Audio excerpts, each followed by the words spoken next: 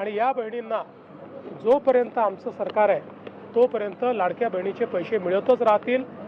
आता हे जे काँग्रेसचे आणि इतर लोक बोलत आहेत हे तेच लोक आहेत की ज्या लोकांनी लाडक्या बहिणीच्या विरुद्ध कोर्टामध्ये केस केली, हायकोर्टात गेले, रोज शिव्या दिल्या, ही योजना बंद करा म्हणून सांगितलं आणि आता तेच हिंदीमध्ये मगरमच्छ के आंसू म्हणतायत, तसे मगरमच्छ के आंसू आता हे यांच्या डोळ्यातनं वाहून राहिले। राहुल गांधी पुण्याला येणार आहेत, तरुणांशी संवाद, राहुल गांधी पुण्याला येऊन तरुणांशी संवाद साधणार आहे। मला असं वाटतं की आनंदाची गोष्ट आहे, परंतु त्यांनी सरसकट तरुणाईशी संवाद साधला असता तर आनंद वाटला असता।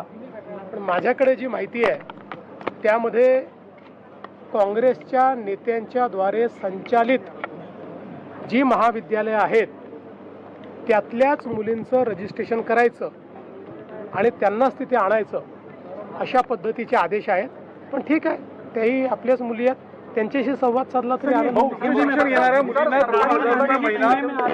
छात्रों की गूंज नाम का उनका इवेंट है, वो करने जा रहे हैं। देखिए, छात्रों की गूंज है या राहुल गांधी अपनी जमीन तलाश रहे ये तो मैं नहीं जानता, लेकिन जो मुझे जानकारी है अगर वो एक ओपन इस प्रकार का इवेंट करते तो शायद ये छात्रों से संवाद होता।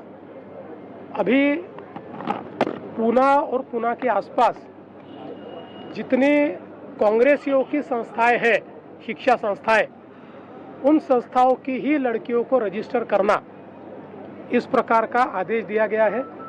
उनका ही रजिस्ट्रेशन करके उनको ही वहाँ पर एंट्री मिलने वाली है। तो कुल मिलाकर एक कंट्रोल्ड एनवायरनमेंट में ये कार्यक्रम होने वाला है और जो आइडियोलॉजी को मानते हैं ऐसे ही लोग वहाँ आए, ऐसा प्रयास होने वाला है। इसलिए छात्रों की गूंज हम इसको कहेंगे, लेकिन उसके साथ साथ कांग्रेसियों के माध्यम से जिनको बुलाया गया उनके साथ ये मोनोलॉग है, ऐसा मैं कहना चाहूँगा। सरकारी मोकळा झाला, नवीन धोरण बंदी उठवली नाही, मला माहित नाही कुठली बंदी। संदर्भात काय सांगाल? काँग्रेसने ठराव केलेला आहे, काँग्रेसची गुलामगिरीची मानसिकता आणि संविधानाचा विरोध हा स्पष्ट झालेला आहे। खरं म्हणजे हा काही इंग्रजांचा भारत नाही।